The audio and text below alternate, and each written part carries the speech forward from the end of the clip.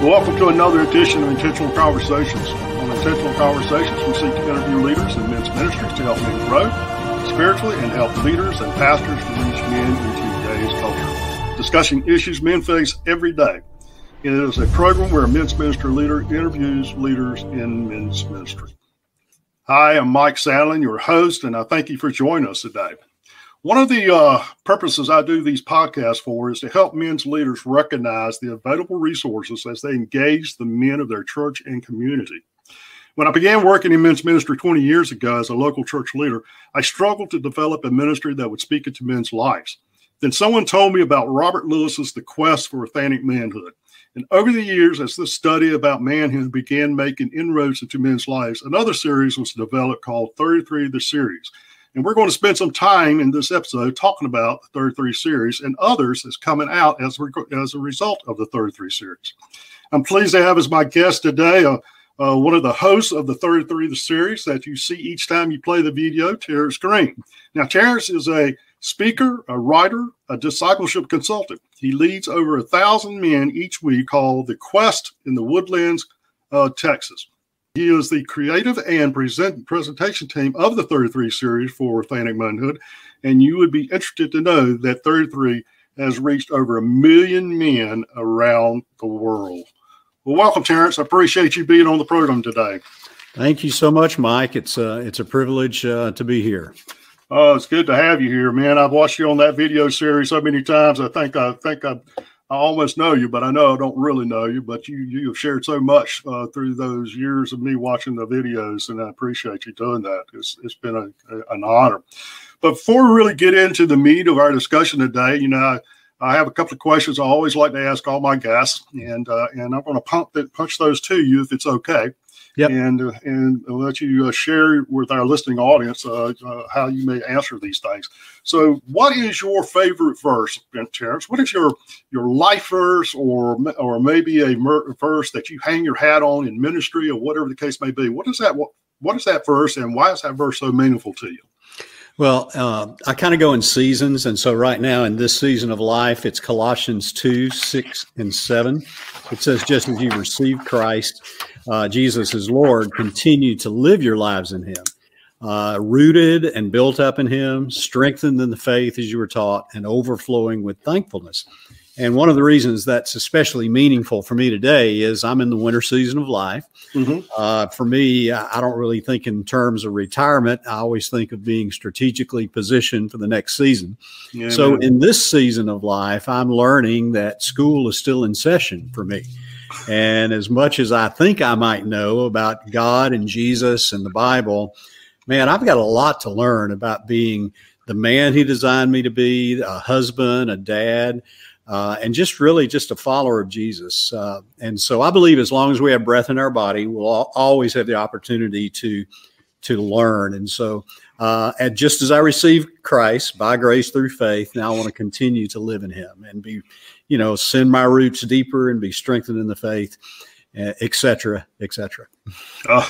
I agree with that. Obviously, I'm in my winter seasons of life too, but, I know God's still got a plan in it. And that is so true. I try to share that so much with our guys that's in the same season of life that you still breathing, God's got a plan. Yeah, that's right. But anyway, well, Tierce, tell us, when did you come to Christ and what's that story all about?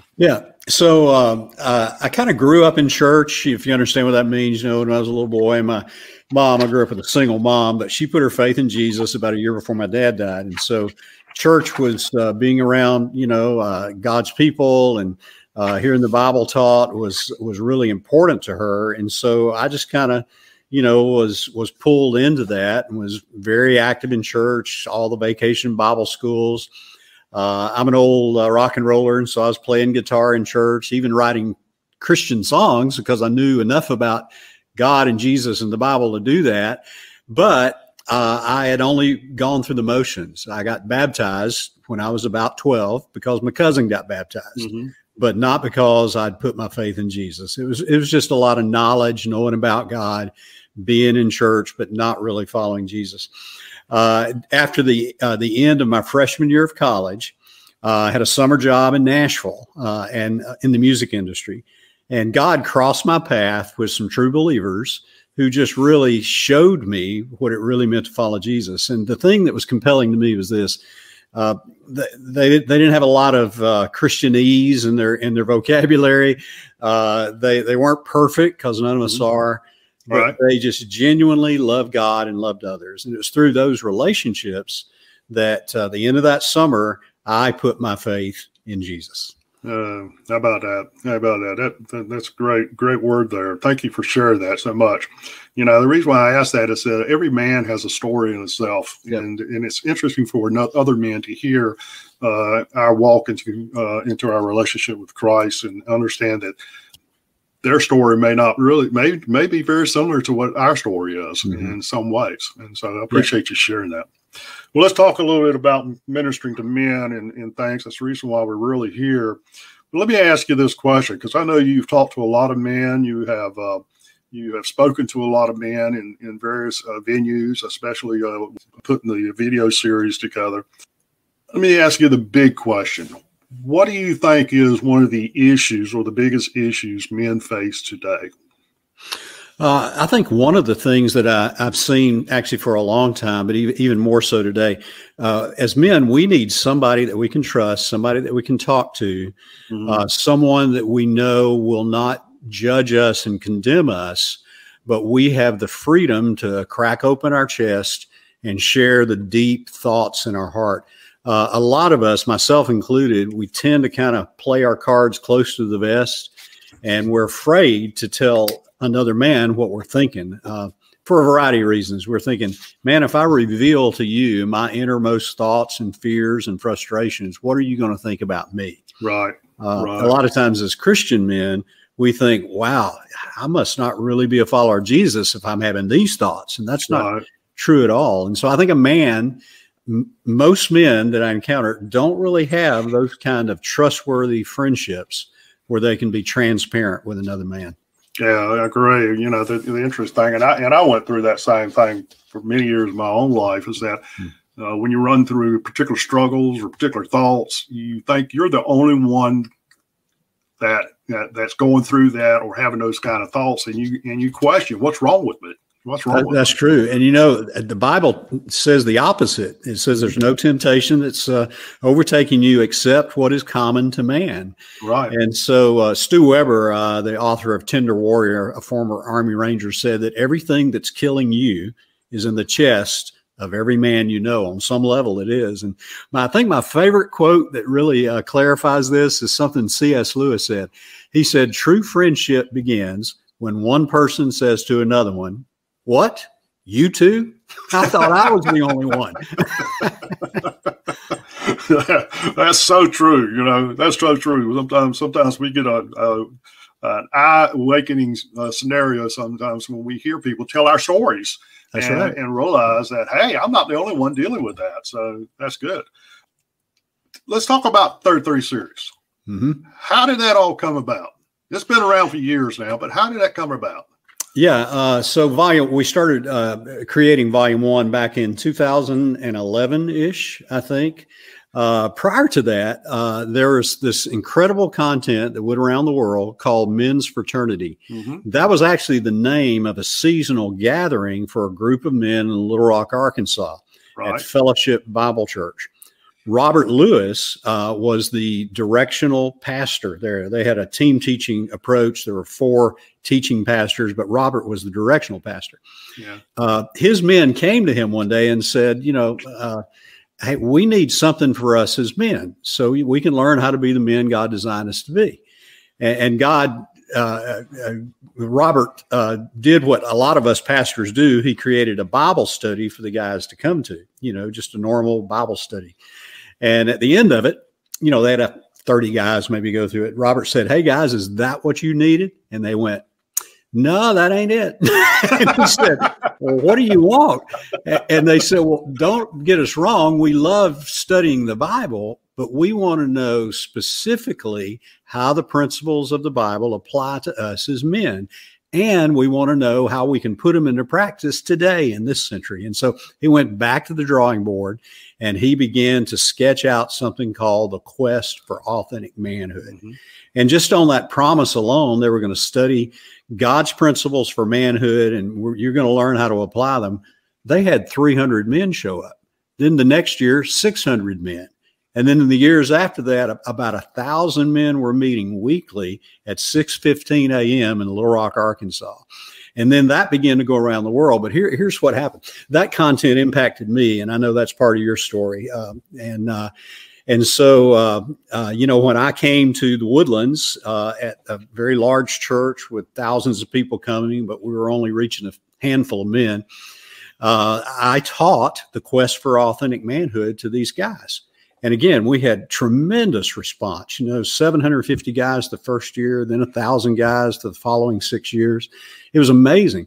But when Robert created it, he created this content to kind of fill up the calendar year. Okay, so starting in the fall, he wanted to keep his guys coming to something for 12 weeks in that fall semester. Mm-hmm. And then, in church world, you kind of take the holidays off because of all the Christmas stuff. And then you finish it up. He started with 12 more weeks in the spring, starting in January. Now, there's nothing wrong with that, but I discovered that we were keeping our guys so busy coming to a study, we were kind of undermining our challenge to get involved in the church and the community. We were kind of monopolizing their time. And so I felt a need, as many other guys did, to create something to allow guys to huddle up for shorter bursts, like 6 weeks. And so we took men's fraternity and we began to reformat it, repackage it. We trimmed the sessions down from 55 minutes plus to a 30-minute max teaching session, and 6 sessions, 6 volumes.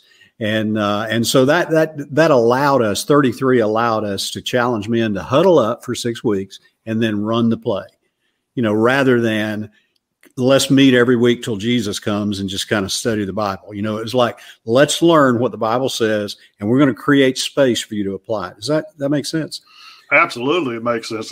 Because I know when we first started doing the Quest for Authentic Manhood at my local church, back in 2009, 2010, somewhere along there, that's a long stretch in there. And we had some men that were very dedicated to that. And they came every week. They came faithfully every week. Oh yeah, and a lot of guys will, and that does meet a need. I'm always thinking about how do we reach the guys on the fringes, right, who may be nominal in their faith, right, or how do we reach the guys who know they need help being men, but they're not even followers of Jesus. Yeah. And so to offer a 24-week Bible study to those guys, that's just not going to happen. Yeah. And so in our culture today, in the 21st century, having something that is, the content is not compromised. I mean, it's compressed in a shorter amount of time. Right. And then you build into that an opportunity for guys to apply it. To me, that's the winning formula. Well, that 6 weeks period, that's kind of a good medium, so to speak, of guys' attention span, if you want to say it in a way, because they'll commit to that 6 weeks. Get beyond that, it's a little bit hard for them to do that. And I know one of the things I started doing several years ago was when I want to get men to come to a particular event that I know is going to be lasting several weeks, I would encourage them to say, hey, how about committing 4 weeks to me? Commit 4 weeks. And then if you don't think it's worth you, you can leave, and I won't say a word to you. I've not had a guy leave yet, and not had a guy leave yet. Yeah, I just finished teaching volumes 1 in one location here in the Woodlands, and volume 2 in another one. I taught it live instead of the videos, so it was like Tierce. Well, you can do that. You can do that. It's Tierce in 3D, so I was there. But what I noticed is in that short 6 weeks and creating opportunity at the end of the teaching for guys to discuss and really, help each other apply it. Man, we finished with the same number of guys we started with. And that's highly unusual. Oh, man.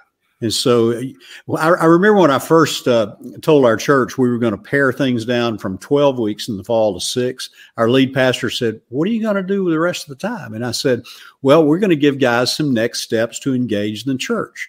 Our church was really big on small group communities. Right. We needed more of them. So I challenged guys, hey, maybe God is leading you to start a small group, either yourself with men or maybe you and your wife with, couples. And so that's your first opportunity. The second one was we had a lot of new believers from our men's gatherings. So I had a stable of disciple makers ready to go.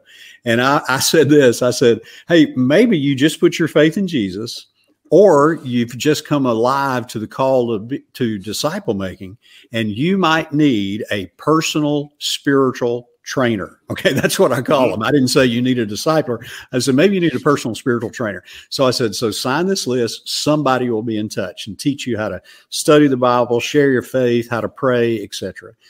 And then the third one, next step was our church was big in local and global missions. So I said, here's a calendar of info meetings for what we're doing in the community and around the world.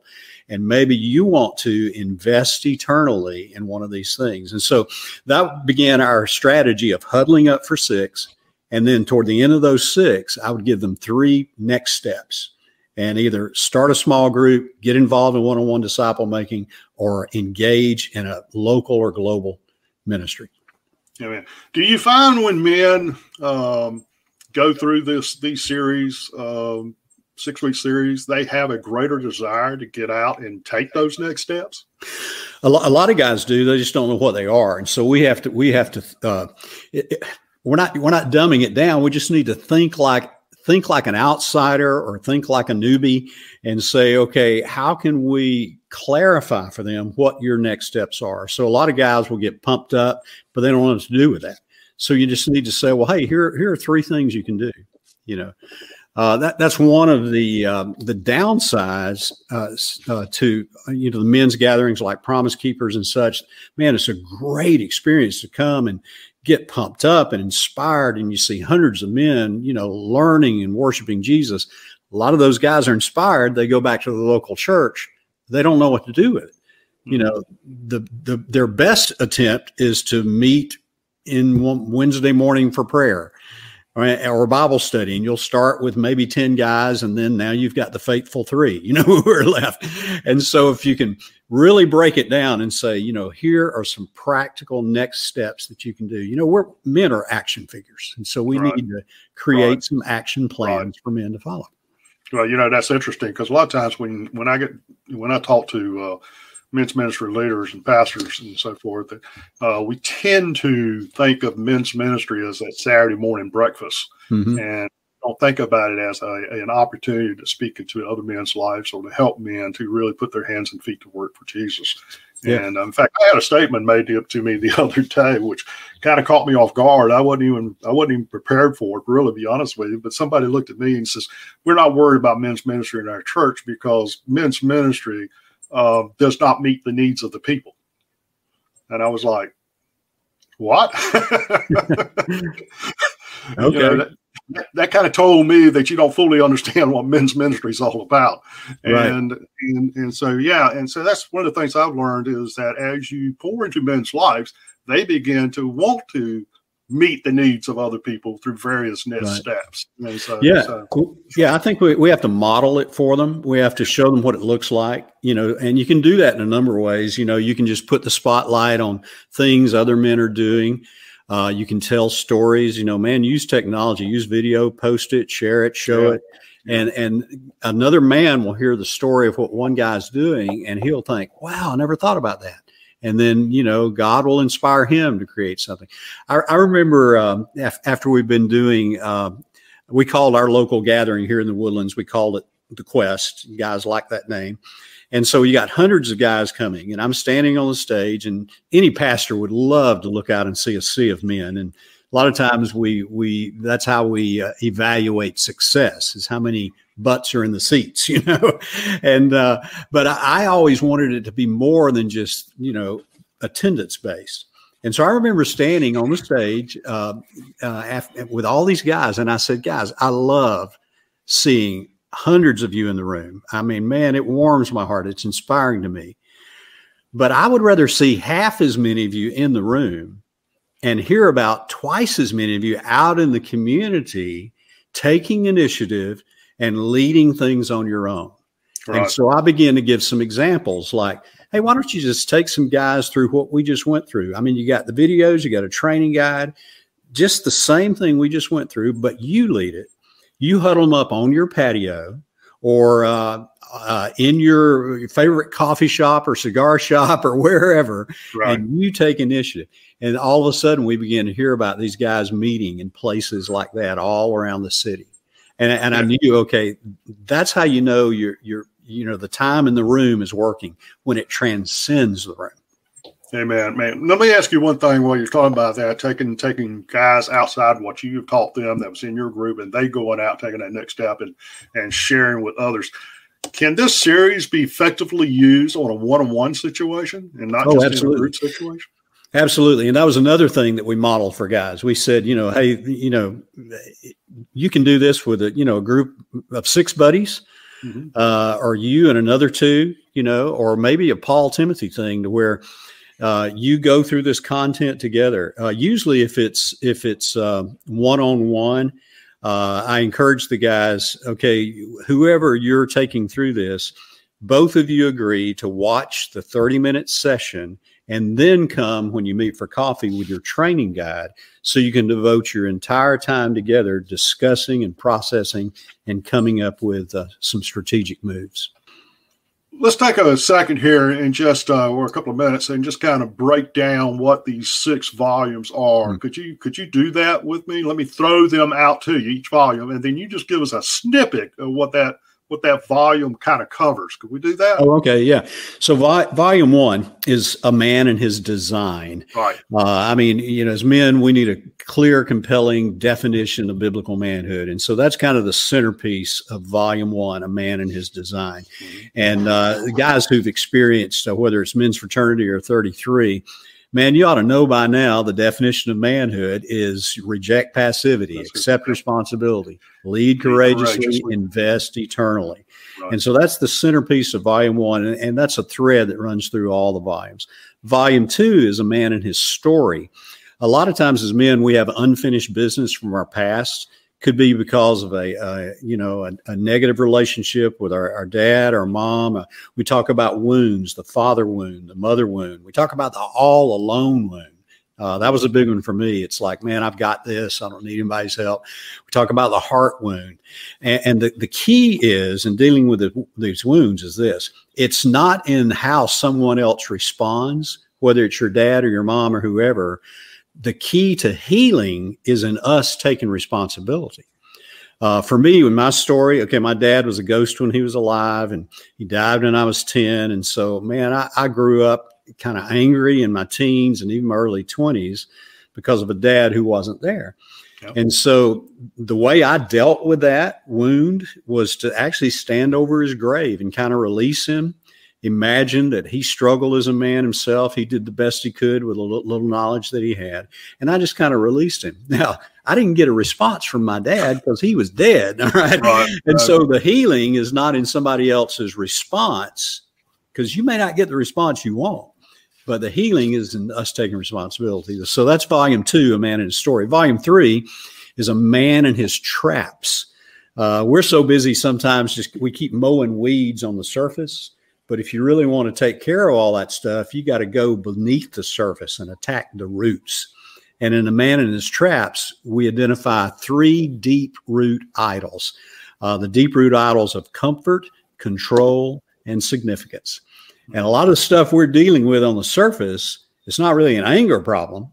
It's a control problem. It's not really a materialism problem.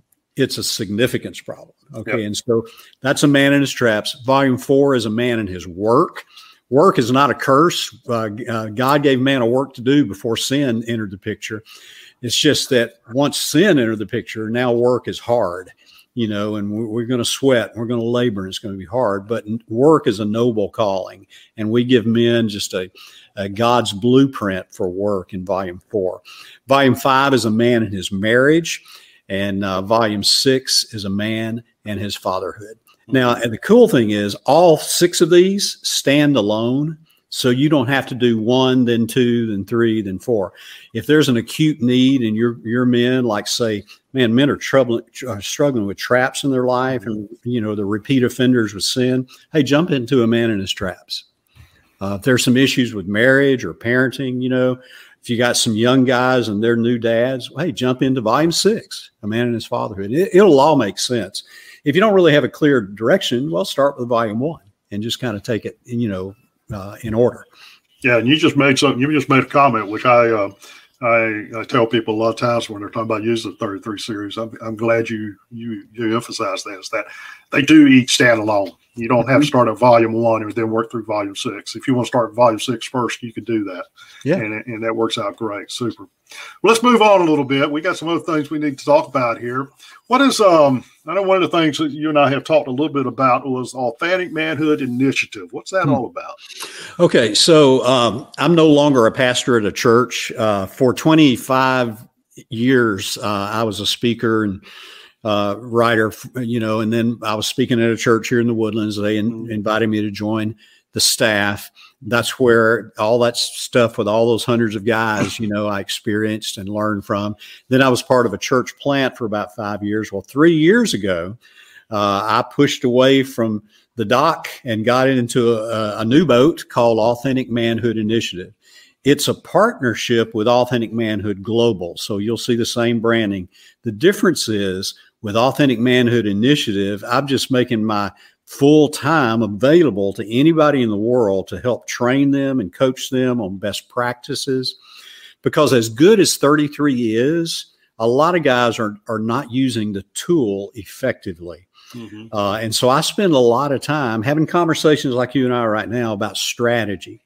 One of the biggest things that I talk about with my in Authentic Manhood Initiative, I'm coaching guys, and I'll say, so have you guys gone through 33? He said, oh yeah, we did all 6 of them last year. And I went, whoa, wait a minute. You did 36 sessions in 1 year? Said, oh yeah. What else you got? And I was like, wait a minute, time out.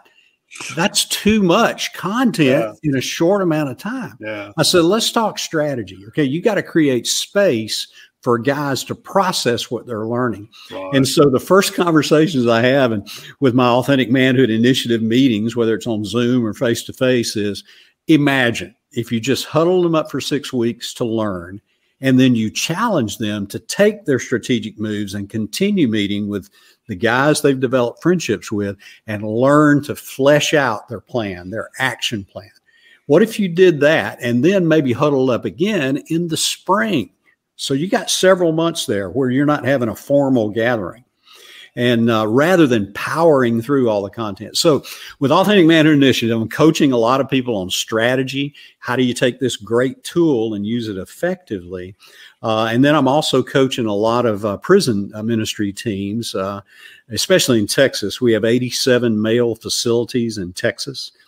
And 33 is on the list of approved resources in Texas prison system. In fact, in Texas, there's a short list of content that is that they try to push inmates through who are on track for parole because they've identified them as highly valuable to prepare them to reenter. Okay, and so 33 is on that list. And so you got all these teams, these volunteers going in, and occasionally they'll invite me to go in with them, which is always cool. But really behind the scenes, I'm just coaching these guys. How do you take these tools, these videos? How do you personalize them to help these men behind bars apply it, in their situation? Recovery centers, also same thing. How do you take this and implement this in your overall strategy? Wow, that's like, how does one connect with you so you can coach them? So my email, Tierce@tiercegreen.com. That's it. Tierce@tiercegreen.com. just drop you an email, say I'd like to connect with you and talk to you about strategizing and helping me work through the process of ministering to men. That's it. Because we're pretty lean and mean here, so I don't have a whole lot of people, that you'll have to go through. That'll pretty much come directly to me. Someone else may initially get it, but I typically see all the communication. That's super. That's great. I like those kinds of connections. Sometimes when I make a connection, I'll usually end up talking to an admin assistant or something for several days or weeks before I actually get to the person I want to talk to. Right. That's frustrating, and I appreciate you doing that. My pleasure. That's good. Good. You got a new thing coming out too, I think. I don't know if it's connected with what you're doing now, but we were talking a little bit about it before we started our program here. But it was called the Essentials for Life. Mm-hmm. What's that? Well, so during the pandemic, when everything kind of shut down, all the in-person speaking things that I was doing kind of disappeared. So suddenly I got a lot of time on the calendar. All of the in-person gatherings that I was coaching guys to do and, hosting, all those things disappeared. Yeah. And so it was a time to kind of, say, okay, God, what do we do during this time? And so I'm Zooming with a lot of guys, and that was good. But suddenly I had this time through praying and seeking God to come up with a long list of new content. And as I got into it, I realized, okay, this content really applies to the church as a whole, not just to men. But the way I write, and I know the way that I speak, men will easily connect. So the first one is Essentials for Life. While doing 33, I would see a lot of men who were new to the faith. They would come to the gatherings just because they realized they needed help being men.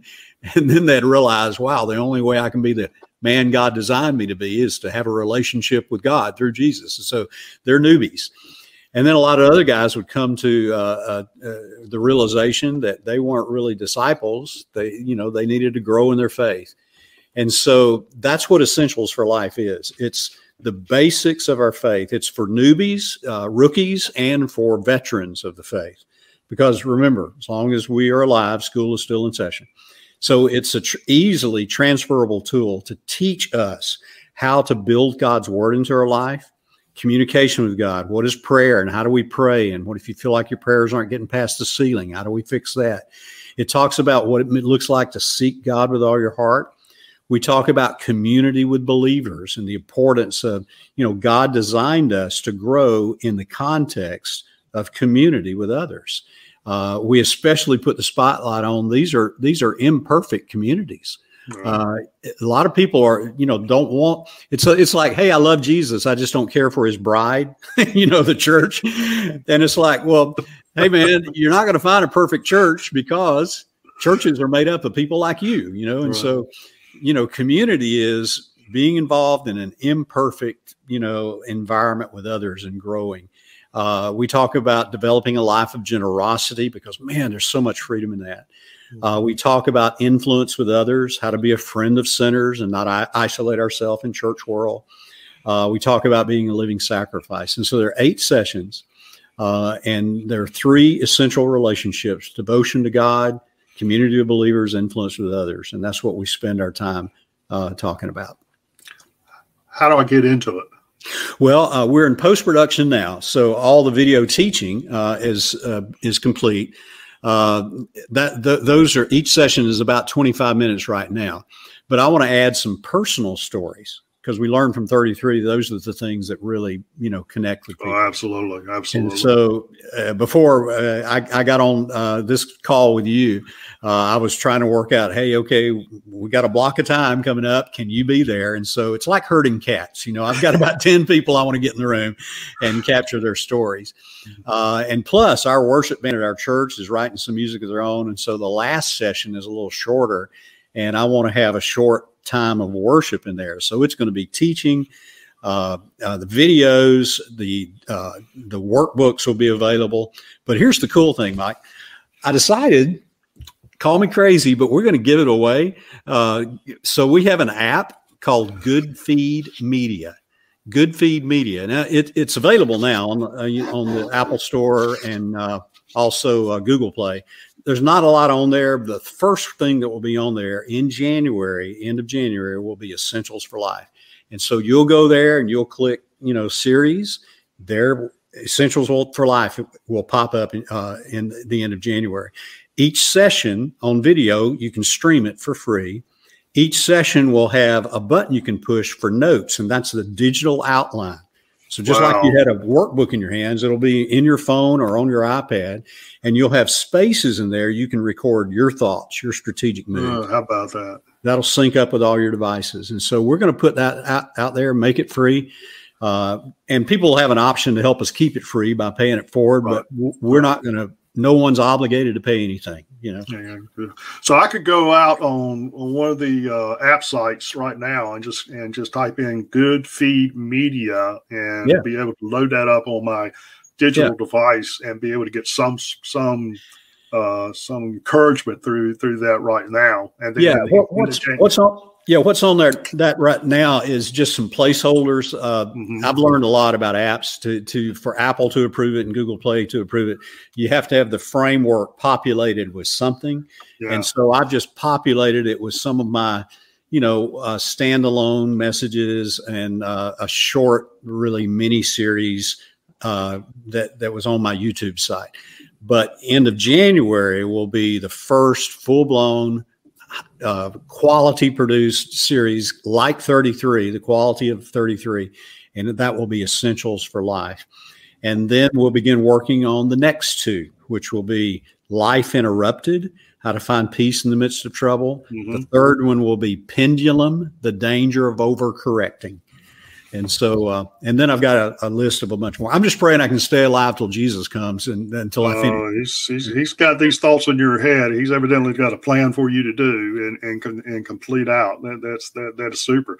And so for our listening audiences out there, I'd encourage you to go out there and do that. I'm going to do that. I'm going to go out there and search for that Good Feed Media and go ahead and get that on my system and be able to be ready for when Tierce gets the rest of that stuff out there in January. We can hit the road, so to speak, with our feet running and start working through that and share that with other guys that you may contact. Men leaders, share that with your men in your group to help them out throughout the day. I know we've got men who cannot be with us every week. They travel, they work, they're in different places all the time, and that's a great way for us to be able to continue to minister to them. Thanks for doing that, Tierce. You're truly blessed. Well, Tierce, we are coming up on our time. We've been doing this for a while, and I know we can continue talking about 33 series, the Authentic Manhood Initiative and Essentials for Life. But I want to give you a few minutes just to speak into our listening audiences right now. Anything that you may have that's on your heart that you would like to share with them to encourage them in the importance of one man pouring into another man's life, or maybe even for them to search out evaluate their own life and things that they may need to deal with. So. Right. So this year for me, 2021, the first quarter, it was one blow after another. My brother-in-law battled cancer and lost his final battle this January. My sister had a stroke about 10 years ago, and during the pandemic, she really began to just go down because of the lack of social interaction. When she lost her husband, we buried him the end of January. 2 months later, we buried my sister. In the midst of all that, a longtime friend had a heart attack. Another friend lost his mom and a couple of nieces and a nephew in a house fire here in Texas. And so one blow after another. What that has done is this, especially during the pandemic, if you look left or right, there are a lot of guys that are just bottling all this stuff up. And they're about to implode or explode. I mean, you can feel it, you can see it in the news with just anger and just all kinds of just poison, just being spewed out over people. And so I want to challenge men just to kind of, pray, God, help me to pay attention to what's happening around me. Help me to see people like Jesus. He looked at the crowds and he said they were harassed and helpless, like sheep without a shepherd. And so pray that God will help you to kind of zero in on these harassed and helpless sheep, other men just like us. And then just begin to kind of take a chance and share your heart. That primes the pump. That's a phrase we used growing up in Alabama. You got to prime the pump. And I've learned if I begin to say a little bit, maybe not a lot because I don't want to scare a guy, but just kind of say, man, I don't know about you, but I don't know where to turn. I am so frustrated, man. This stuff happened with my brother-in-law, then my sister, and my friend. And then you get into a conversation and you try to help guys understand there aren't any quick cliche fixes to this. And we have the opportunity to not seek an answer to why life hurts, but we have an opportunity to seek Jesus, because that's where the peace is. Jesus said, I've told you these things that in me you might have peace. Now, in this world, you will have trouble, but take heart, I've overcome the world. Too often we seek an answer to why life is hurting, and there's nothing wrong with that. You can ask God that, but we miss seeking Jesus. And that's kind of abstract. I mean, just spending some time in his presence and seeking him. A lot of guys, and myself included, man, I'm very A plus B equals C. I want a spreadsheet for this and that, but you can't do that with God. He's so much bigger than our thoughts and our spreadsheets. Mm-hmm. And so I want to challenge guys to begin to pray about you and your own personal, relationship. And are you really seeking him, or just a fix to, surface issues? And then pray that God would use you to engage in conversations with men around you, and just see what God will do in all that. Oh, amen. Thank you. Thank you for sharing that. And I pray men will take your challenge on that and be able to look within their own lives and then be able to step out and do that. Share with other men is great. Tierce, it was great having you on today. I thoroughly enjoyed our talk. I know we could continue to talk this, and I hope we can have some more discussions here as the weeks and months progress. And I enjoy what you're doing, especially when I see the essentials coming out, the essentials for life as it comes out. I'm looking forward to that. I really am. Awesome, man. Me too. My pleasure. Guys, if you want to know more about what I'm doing, just tiercegreen.com. It's like Pierce with a T. tiercegreen.com. And, you're likely, if you hit connect, you're going to connect with me. Yeah. And I tell you, he said earlier in the program, he's doing a lot of coaching. If you're interested in talking to him about coaching you in men's ministry or whatever else it may be involving reaching into other men's lives, take him up on it. Call him. I mean, not call him, but we don't have his phone number, but give him an email. Drop him an email at Tierce Green. Tierce at tiercegreen.com. There we go. And take him up on that. See if he does what he says he will do for you. And I'm sure he will. There's no doubt. If you buy me some barbecue, I'll tell you a lot. Barbecue is my love language. So if if we can meet for barbecue, I'll tell you a lot of stuff. Oh, well, it's a long ways for me to go to Texas, and you to come to North Carolina. Oh, you guys have different barbecue there. It's pig. East of the Mississippi is pig. Over here in Texas, it's all beef, man. Yeah, it's all beef. Yeah. Everybody's barbecue is the best. I know. I've heard the stories. Yeah. But anyway, it's all good. It's just all good. Yes, it is. But anyway. All right, guys. Well, it's good, Terrence. Once again, it's good to have you on. I appreciate you being on with us today. If you want to know more about Cape Fear Men, who sponsors these intentional conversations, just reach out to us at capefearmen.net, and we'll be glad to reach back to you. Or you can contact me directly at mike.sandlin@capefearmen.net, and I will be glad to reach back to you too. As we close the program, I'd like to encourage you to check out my new book called The Call: A Journey into Men's Ministry. You can find it on Amazon or Barnes & Noble. And be sure when you read it to leave us a review of the book. And we'd love to hear what you have to say about that. Intentional Conversations with Mike Stanley is a ministry of Cape Fear Men. And please reach out to us if you want to know more about us at capefearmen.net, or my email address at mike.sandlin@capefearmen.net. But for now, I'm going to leave you with a blessing a mentor used to say over me after each time we prayed together. He would say, I pray that God will give you a rock to stand on, a brook to drink from, and a tree to shade you. So this is Mike Stanley saying God bless, and I hope you join me again next time on Intentional Conversations with Mike Stanley.